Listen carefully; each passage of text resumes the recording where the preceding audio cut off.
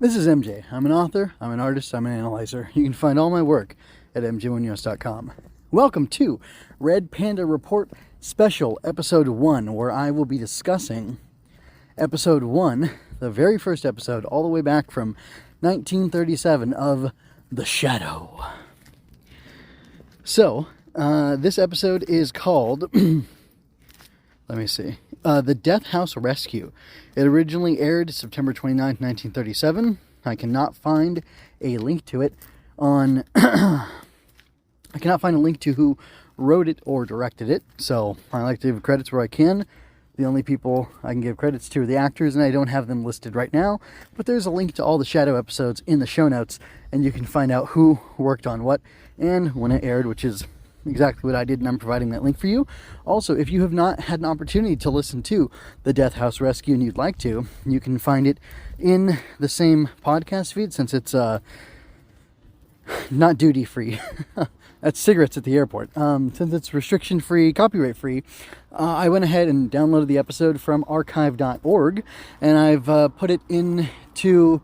I've uploaded it to my website, and it's in the podcast feed for Red Panda Report, and yeah, you can find it there. Or if you go into the show notes, you can find the link that's or you can find the file to play it and listen to it is in the show notes of this very podcast episode, so you can hear it for yourself, either before you listen to me talk about the episode, or you can check it out after the fact if you like what I had to say about it and are curious to hear the full thing in context for yourself. So, anyway, why am I talking about The Shadow? Because Red Panda is very much inspired by The Shadow radio show, and that's really it.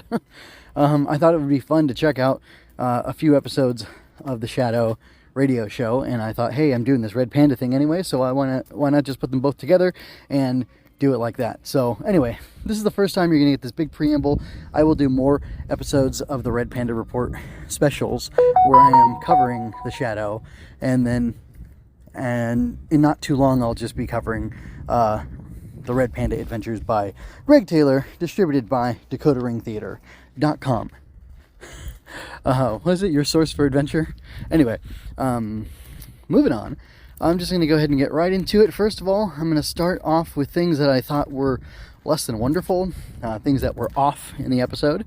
And I really just have one thing, which is that there were times when some of the dialogue felt needlessly drawn out, almost like they were being told to slow down to hit commercial break at the right time or something like that, because I believe the way that these were filmed, or recorded rather, was on live radio broadcasts. You know, they did it live, they performed live, and they just had to not mess up. And if they did, you know, that stayed in the record. But I think because of that, they would have had time themselves to have each segment last until a commercial break or sponsor ad, or what is it, ad spot, and then it would go on from there. So I bet there were times when they either had to speed up what they were saying or slow it down so they could make time. And I felt like I could hear some of that in the episode. So that's not too great, but overall, it didn't affect too much of it, because like I said, there were just a few spots where that turned out that way.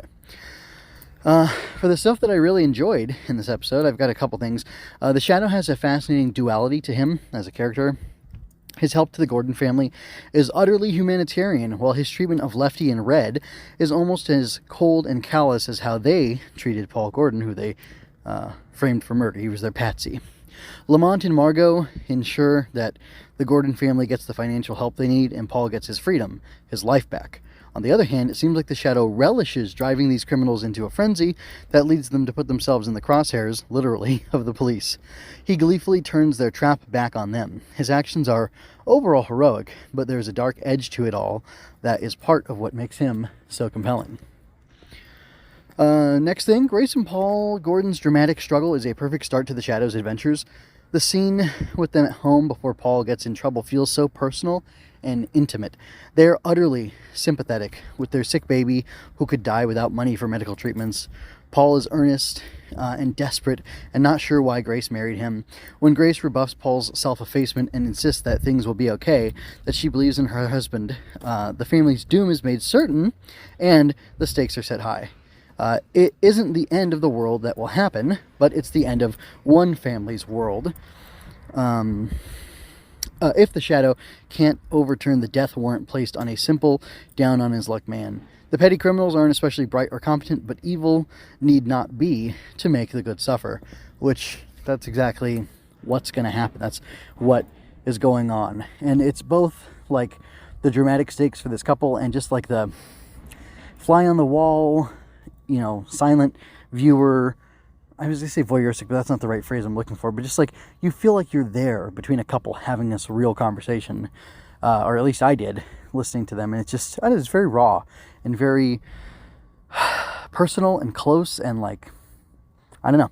I could identify. You know, I'm married, I have kids, and to think what it would be like if I couldn't handle medical bills, which, you know, if God forbid there were some sort of emergency, I don't know what I would do, despite the fact that I have insurance, because most people who have extreme medical emergencies end up having ridiculously high bills that they can't take care of. And even in 1937, this was something that the writers, the team working on this, decided would be a good hook to pull people into the Shadows world, and thought it would work out well.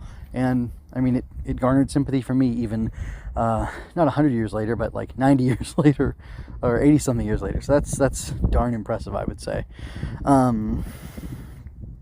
Okay, so moving on. There were a couple odd things.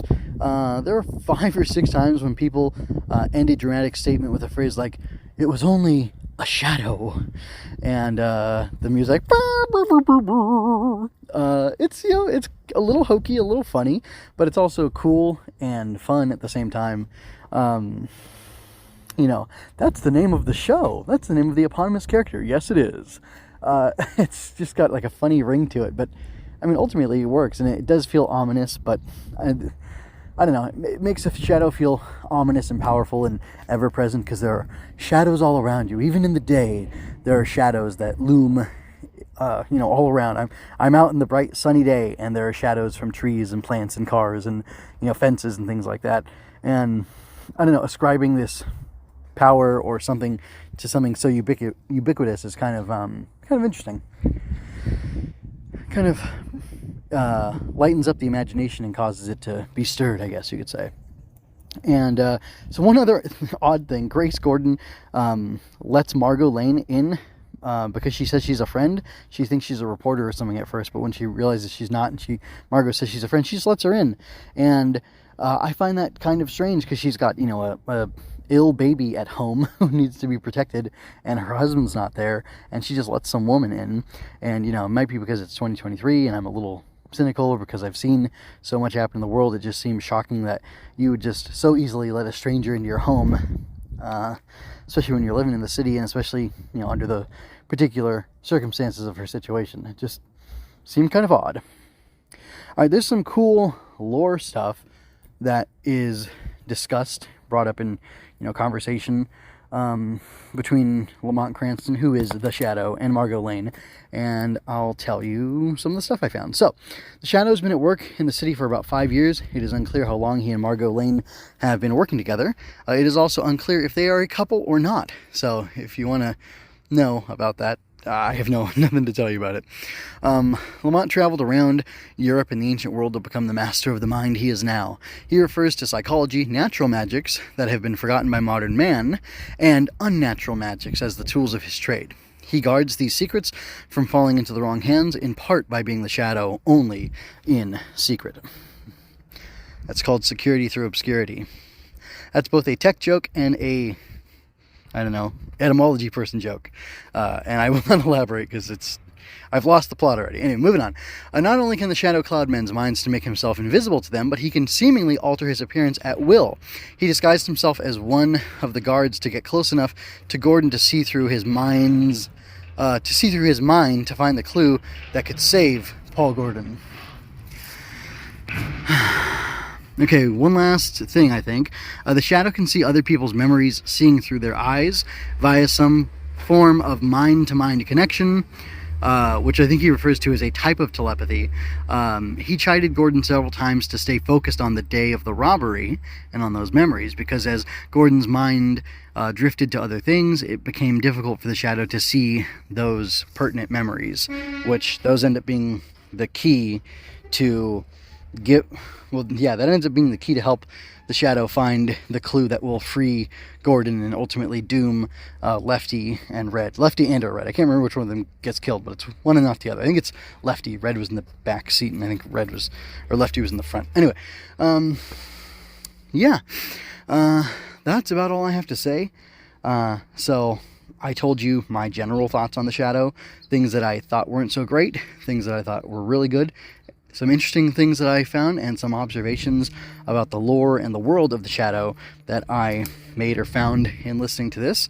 And I suggest that you check it out, at least these episodes with me that I'm going to be talking about, because that's just a little bit more for us to talk about. But don't worry, after these half dozen or so special episodes are done, I will be going right into Red Panda Adventures, and those will be coming out at a consistent pace. My reviews of them, to give you time to listen to them yourself and check out the reviews and have a conversation with me about it, because I like the show, and if you like the Shadow, you're certainly going to like Red Panda Adventures. And if you like some of the other things that I'm into, and that's how you found me, then I think you'll like Red Panda Adventures and want to talk about them with somebody, because lots of cool stuff happens, and they're a lot of fun, and it's a very well written series, written all by one person with one creative vision, which is really cool and really exciting. So anyway, with that, I am going to head and get out of here and encourage you to go to my website and check out my other review material, as well as my writing and other things that I have there. Until next time, goodbye and good night. I hope you enjoyed that. Go to mjmunoz.com to leave any questions, comments, or other feedback you might have. There you can find all of my analysis, art, and fiction. I cover books, tokusatsu, comic books, anime, and more. Look around. You're sure to find something else that you'll enjoy as well. This has been a Story Over Everything production.